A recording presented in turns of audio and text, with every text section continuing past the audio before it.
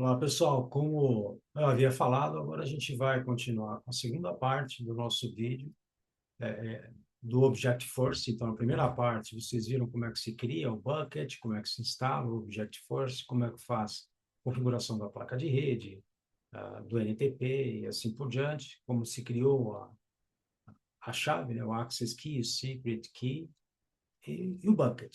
Agora está na hora de vocês verem como isso funciona dentro do Vim Backup Replication. Então, eu tenho o meu VBR já instalado.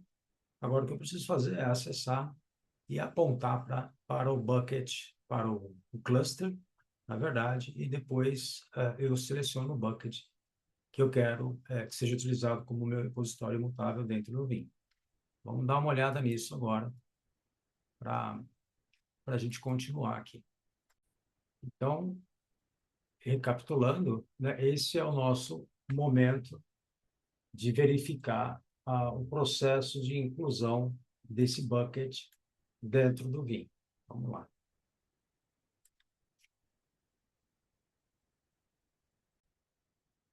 Ok.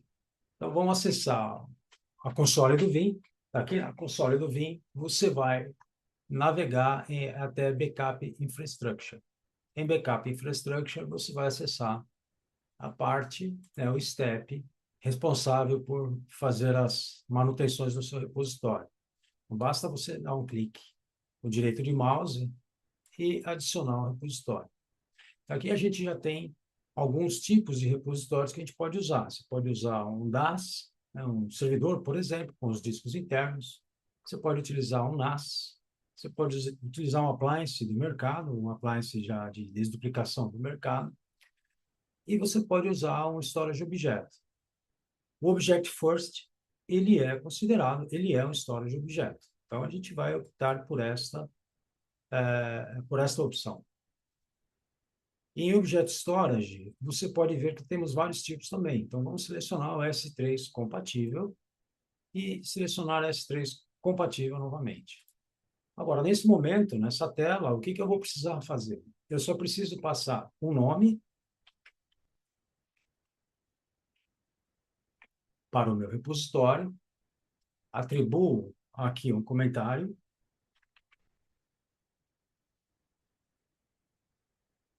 é imutável, next.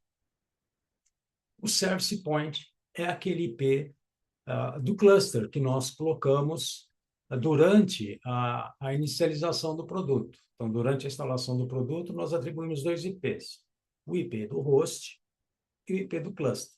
Então, aqui você deve usar como endpoint o IP do cluster. No meu caso, eu cadastrei esse IP no meu DNS. Então, eu vou colocar o nome no formato FQDN.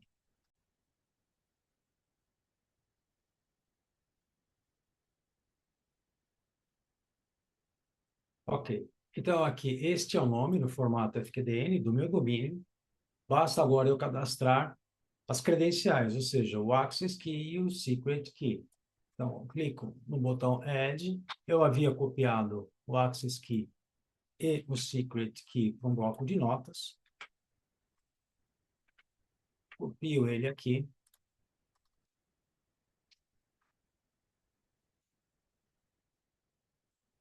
O Secret também.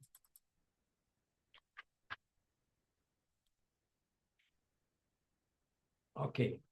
Agora basta teclar Next, continue para aceitar o certificado. E aqui nesse momento eu posso dar Browse. Eu havia criado anteriormente um bucket chamado meu bucket 03. Então, ao clicar aqui em Browse, eu posso selecionar esse meu bucket 03. Ok?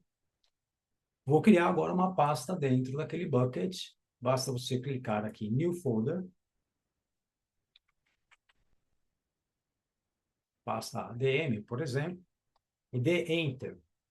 Dê Enter e pronto. Já foi. Ups. Já foi criada a pasta. Bom, eu havia criado o meu bucket com aquele checkbox checkbox versioning selecionado, ou seja, então aquele bucket ele é imutável.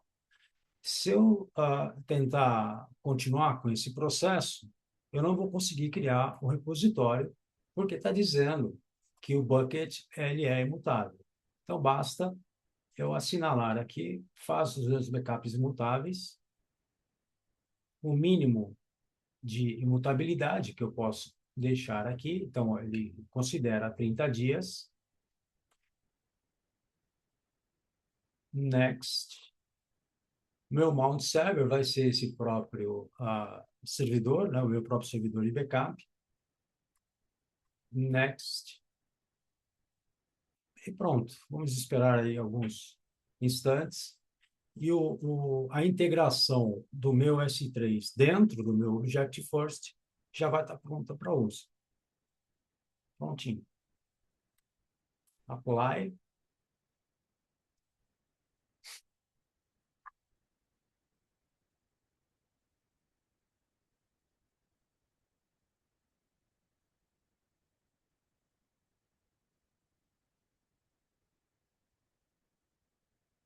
Bom, essa mensagem de warning que está aparecendo aqui, a gente não precisa se preocupar com essa mensagem, porque a gente está trabalhando num appliance virtual. Next e finish.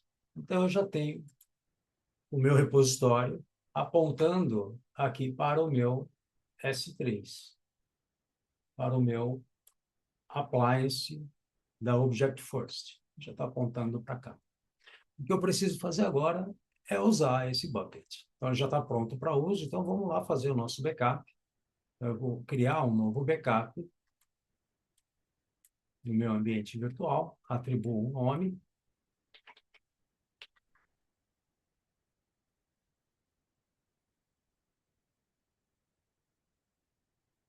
Next. Seleciono as VMs. Aí o procedimento é normal, né? O procedimento que a gente faz normalmente para fazer um backup de uma máquina virtual. Next. Aqui nesse caso agora eu só preciso apontar para o meu recém-criado repositório. E esse aqui é o período de retenção do meu jovem. Mas lembra que eu mostrei para vocês que a retenção que está marcada lá no Object First é de 30 dias. Então, ele vai obedecer a retenção de 30 dias. Aqui nessa retenção está só com 7 dias. Então, ou seja, o que for gravado lá vai obedecer a retenção dos 30 dias do repositório. Esse é um ponto importante a gente observar, porque quando você faz o dimensionamento do teu repositório, você leva em consideração a retenção em dias aqui. Nesse caso, a gente está retendo por 7 dias, mas de fato ele vai ficar retido por 30 dias. Tá? E tem um adicional também que ele coloca de 10 dias, que é para facilitar as operações de sintético full backup. O processo de sintético full backup, quando você trabalha com S3, ele é bem diferente do sintético full backup tradicional que a gente tem para o repositório DAS, por exemplo. Tá? Então, isso a gente pode abordar esse tema num outro vídeo, né, que é bastante interessante também. Então, aqui você tem que ficar atento ao tamanho do teu repositório, porque ele vai considerar os 30 dias de retenção que você definiu ali no repositório. Next. Mas você pode utilizar as configurações do teu job de acordo com a tua necessidade. Este job é um job simples que eu estou fazendo e já roda o backup direto. Então, nesse momento, ele já vai fazer o backup lá no meu storage objeto. Então, daqui a pouquinho, o backup começou a rodar, rodando. Daqui a pouco vai finalizar o meu backup. Eu vou pausar o vídeo até o job finalizar, eu volto daqui a pouco aqui com o vídeo, com a continuação das explicações. Ok, o backup acabou, então ele finalizou, foi bem rapidinho, né? 1 minuto e 30. A máquina também é pequena, né? É um host SX que eu tenho dentro do meu ambiente virtual e foi feito o backup. Bom, então, o backup agora, se você precisar restaurar, ele reside nessa mídia do Object First, do Object Storage, né? Que seria o Object First que a gente tem configurado aqui. tá? Então, já está disponível para restore. A gente poderia já fazer o restore a partir desse backup, por exemplo. Bom, vamos dar uma olhadinha como que isso é apresentado para a gente lá no Object First. Então, vamos acessá-lo.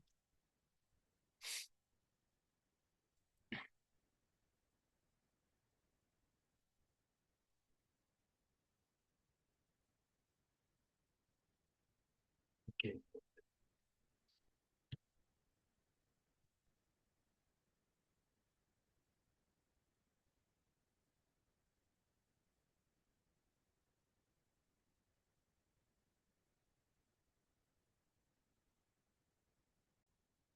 Ok, vou me autenticar agora no Object First e vamos dar uma olhadinha no que nós temos aqui, né? Então, você consegue ver. Bom, na verdade, como eu acabei de instalar esse appliance, ele tem só 3 dias de teste para você fazer uma rápida avaliação.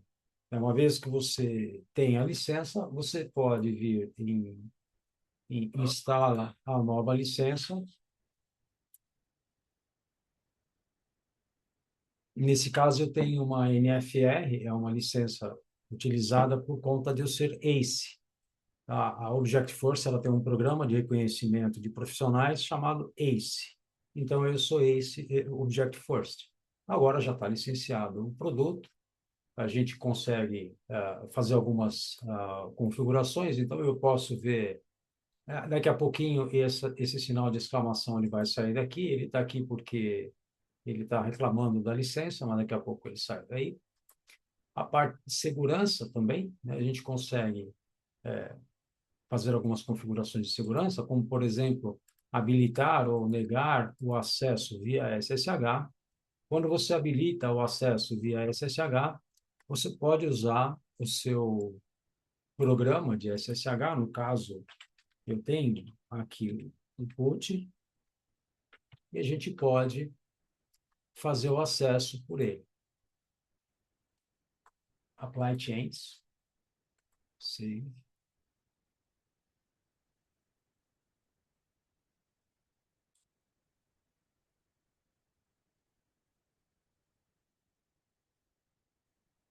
Navegar um pouquinho nessa interface, para vocês darem uma olhada, você não consegue ter acesso ao prompt do root, por exemplo, né? Então, ele já vem protegido. O usuário que você quiser entrar aqui, precisar entrar, é o Object First e a sua senha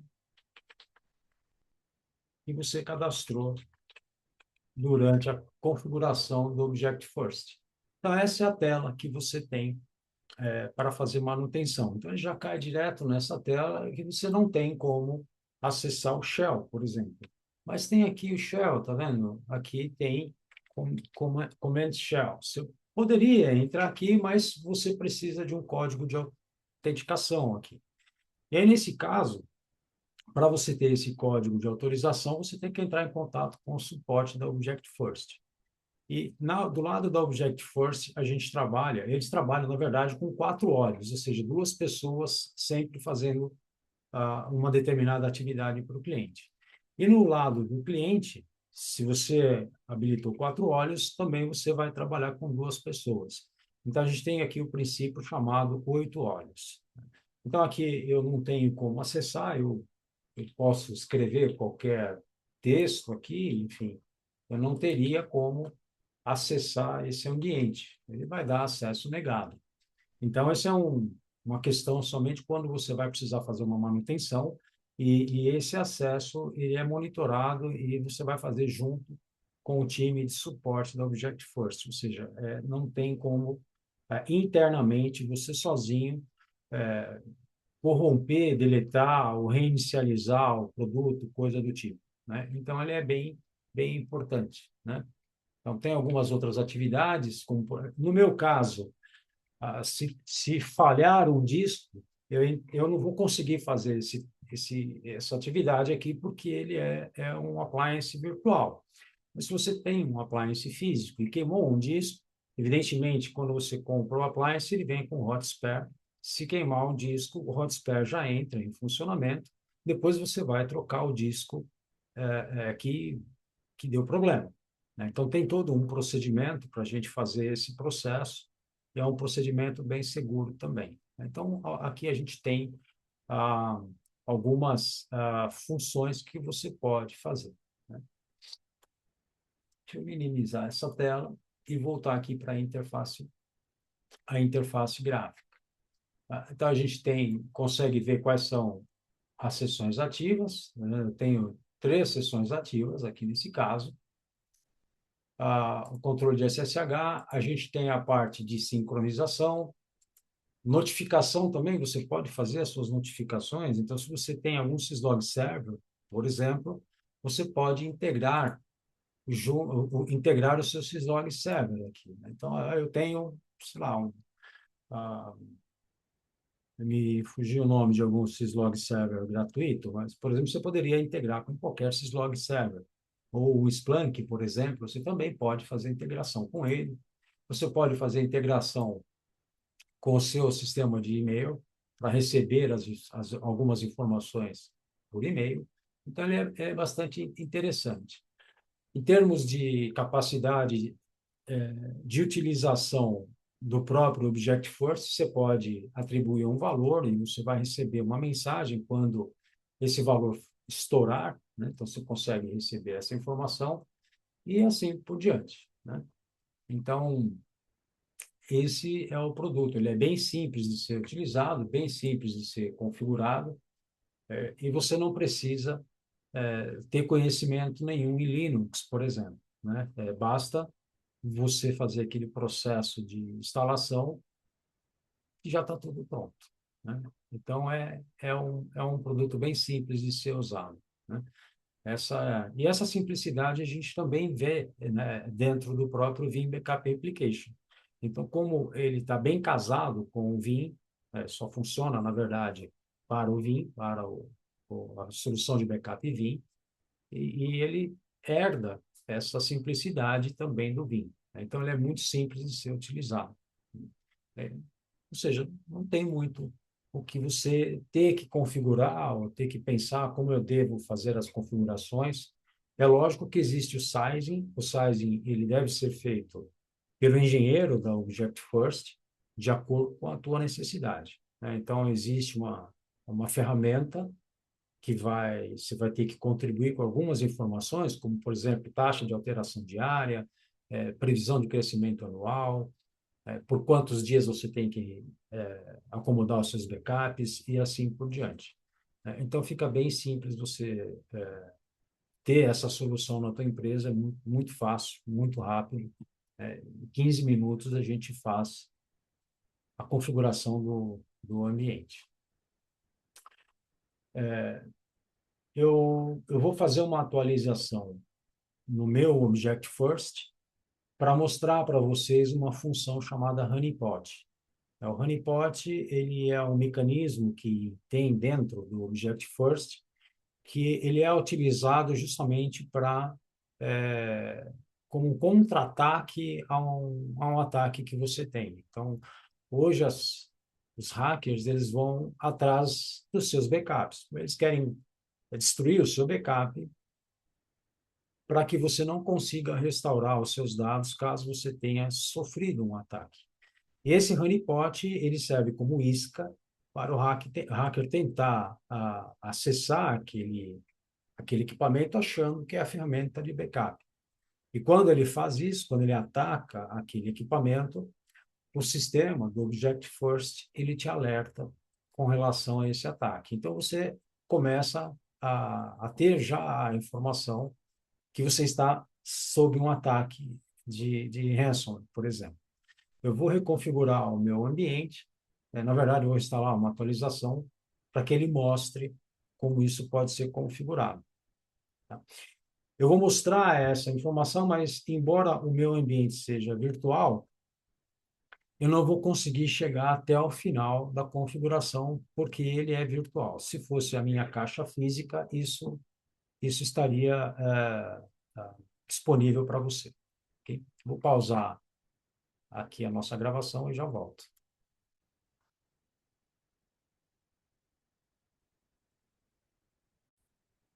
O processo de atualização eu faço pela própria interface TUI, né?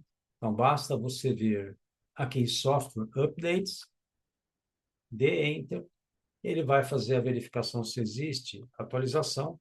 Assim que ele verifica que tem uma atualização disponível, você já pode continuar com a atualização a partir dessa interface. Então, ele já verificou que tem uma atualização disponível, então vamos continuar com a atualização. É só teclar Enter e o processo de atualização vai acontecer. Esse processo ele vai demorar perto de 10 minutos, então vou pausar novamente o vídeo e eu retorno assim que estiver pronto a atualização.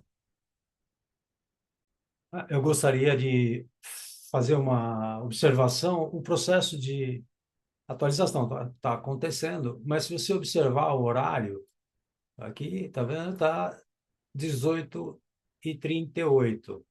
Agora, no meu horário, no meu relógio, são 3 da tarde. E está acontecendo às 18. Ou seja, 3 horas para frente.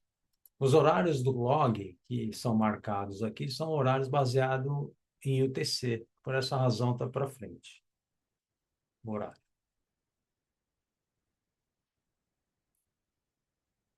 Ok, pessoal. Então, a atualização ela já finalizou. A gente pode dar uma olhada aqui em Settings, por exemplo, em Cluster Update. A gente pode ver que ele foi para essa versão 1.7.93.14382. Com essa atualização, a gente ganhou alguns recursos adicionais, como, por exemplo, a gente tem o Honeypot e a gente tem também aqui o Fleet Manager, disponíveis aqui na nossa atualização. Além disso, você pode observar que ele já dá um alerta para nós, você pode configurar os 2 fatores de autenticação, caso você queira. Tá? Então, aqui é importante você criar um segundo fator de autenticação, basta você habilitar e seguir o processo de ativação do duplo fator de autenticação. E aí você vai poder usar o Duo, por exemplo, ou algum authenticator da Microsoft, ou Google, ou aquele que for mais conveniente para você. Né? Então, isso algo que está se tornando bastante comum nas ferramentas que a gente vê atualmente. Né? O próprio Vim Backup Application tem também os 2 fatores de autenticação. Então, o que a gente pode dar uma olhadinha adicional? Aqui no Honeypot, em segurança, né, habilitou essa nova funcionalidade. Quando você clica em Honeypot, no meu caso, ele, pelo fato de ser uma máquina virtual, quando eu criei a máquina virtual, ou seja, quando a gente fez a instalação do appliance, eu poderia já, durante o processo de configuração e instalação do appliance, eu poderia marcar para alterar o hardware virtual. E essa informação que está aparecendo aqui para a gente está dessa forma, por quê? Porque o meu hardware virtual, eu não habilitei para expor o hardware virtual para a VM. Eu vou fazer essa alteração para vocês verem que vai sumir aquele alerta. Porém, mesmo assim, eu não vou conseguir fazer a configuração do honeypot por conta da minha máquina ser virtual. Né? Então, essa funcionalidade, ela existe para o teu appliance. Então, se eu pegar esse meu equipamento, eu vou ter que derrubar a máquina para fazer essa alteração. Aqui, olha. Eu não expus o hardware virtual, eu não expus o hardware para a minha máquina virtual. Então, eu vou dar um shutdown nesse guest. Vou fazer a alteração para mostrar para vocês que aquela informação, aquele alerta vai sair, porém, ainda não vou conseguir fazer a configuração do honeypot. A configuração do honeypot é extremamente simples. Você tem que habilitar a informação, habilitar o honeypot e configurar a parte de rede, como se fosse uma nova interface de rede que você está configurando na máquina. Então, agora a gente vai subir novamente. Eu fiz a exposição do meu hardware físico para esse guest OS. Agora a informação que não tem, né, o VT, né, a parte de virtualização exposta para a máquina virtual, não vai ter mais aquele alerta. Mas a hora que eu for configurar o honeypot, ele vai dizer que não é possível por conta de ser uma máquina virtual, né? Então, mas o processo de configuração é bem simples. Vamos dar uma olhadinha assim que a máquina voltar. Então, já voltou. Vamos esperar subir algum serviço, um serviço de web para a gente se autenticar. Ok. Eu tinha deixado marcado para ele lembrar a minha que eu deveria estar conectado. Tá vendo? Saiu aquela informação para eu habilitar o hardware físico, para expor o hardware físico para o guest, porém o honeypot não é suportado no ambiente virtual, né? É claro que esse ambiente virtual, como havia dito antes, ele é mais para você fazer um teste, ver se funciona, do jeito que você espera, enfim, para fazer um treinamento, fazer uma demo, como eu estou fazendo agora. O VSA, o Virtual Appliance, ele não deve ser utilizado em produção, como eu já havia dito antes. Bom, e aí o que você precisaria fazer, né? Se fosse a máquina física, você teria a opção aqui de fazer o Enable Honeypot, e o que você tinha que fazer aqui é colocar os endereços. Endereço IP, máscara, enfim. Bom, quando você configura o honeypot,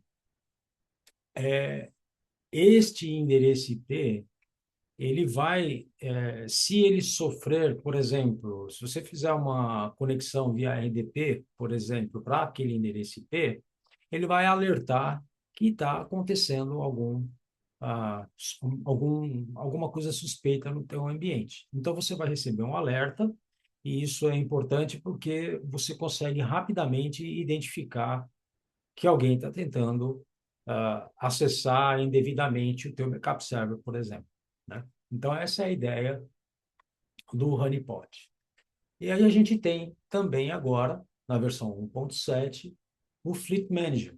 Então, para um cliente, por exemplo, que ele tem vários Objective-First, naquela modalidade Remote Office, Branch Office, por exemplo, você pode ter o Fleet Manager para gerenciar de forma consolidada todos os seus clusters de Objective-First. Então, é mais um mecanismo que a gente tem para poder gerenciar de uma forma consolidada.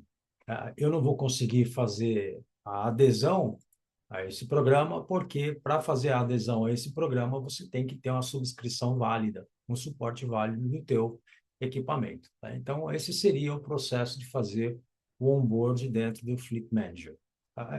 Mas no meu caso, eu não consigo fazer isso. Mas é tão simples quanto a gente viu todas essas configurações do Object First. Pessoal, eu vou parar por aqui. Eu espero que esse vídeo tenha contribuído para vocês entenderem como funciona o Object First, e ver que a simplicidade de configuração, instalação, uso do produto, ele é muito simples, né? Não tem, você não precisa fazer nenhuma especialização, não precisa conhecer Linux para poder utilizar o produto. Muitos clientes, às vezes, eles falam, poxa, mas a solução é Linux, eu não conheço Linux, eu não tenho um time para fazer esse tipo de manutenção, e aí acaba desanimando um pouco, né, de usar uma solução Linux. Nesse caso, isso não vai acontecer, porque mesmo o produto sendo baseado em Linux, você não precisa conhecer nada de Linux, né? É um S3 que você usaria, o que você tem que fazer, só a parte lá do primeiro vídeo, depois a parte do segundo vídeo, que é adicionar o S3 para o Vim, né, criando o repositório, apontando para o endpoint. basicamente isso que você precisa saber fazer. Tô aí à disposição. Qualquer coisa, pode mandar uma mensagem, né, no meu canal. Isso vai ficar disponível para vocês olharem, utilizarem quando for necessário. Tá bom? Espero ter ajudado, pessoal. Um abraço e a gente se vê nos próximos vídeos. Até já.